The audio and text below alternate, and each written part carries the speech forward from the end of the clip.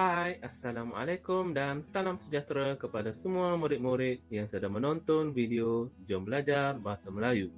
Kepada anda yang baru sahaja mengikuti channel saya, silalah tekan like dan subscribe untuk mengikuti video yang akan datang. Baiklah, pada hari ini kita akan belajar bagaimana menukarkan ayat tunggal kepada ayat majmuk. Standard kandungan pembelajaran. Standard kandungan ialah memahami dan membina pelbagai ayat. Standard pembelajaran pula ialah membina dan menukar struktur ayat dengan betul dan tepat mengikut konteks. Objektif pembelajaran. Objektif pembelajaran murid pada hari ini ialah murid-murid dapat membina dan menukar struktur ayat dengan betul dan tepat mengikut konteks. Baiklah, sebelum kita ataupun anda menukarkan ayat tunggal kepada ayat majmuk, lebih eloklah kita melihat apa itu ayat tunggal.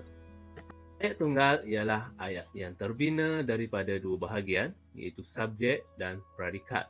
Contoh, Siti berjalan kaki. Siti ialah subjek dan berjalan kaki ialah predikat. Ayat tunggal boleh terdiri daripada ayat penyata, ayat perintah, ayat tanya dan ayat seruan. Ayat tunggal yang terbentuk songsang ialah ayat yang predikatnya dikedepankan. Baiklah, kita tengok apa itu ayat majmuk. Ayat majmuk ialah ayat yang dibina dengan mencantumkan dua ayat tunggal atau lebih, dan percantuman ayat-ayat itu disusun mengikut cara tertentu sehingga menjadikannya ayat baharu. Jenis-jenis ayat majmuk.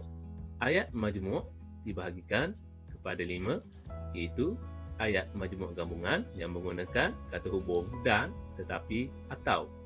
Yang kedua ialah ayat majmuk pancangan relatif menggunakan kata hubung yang.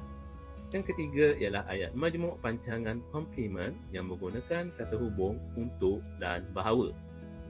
Ayat majmuk keterangan pula ialah menggunakan kata hubung oleh sebab, kerana, lantaran dan sebab.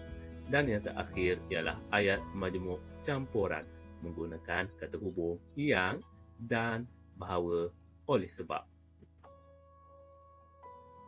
Baiklah, bagaimana cara untuk menggabungkan ayat tunggal kepada ayat majmuk?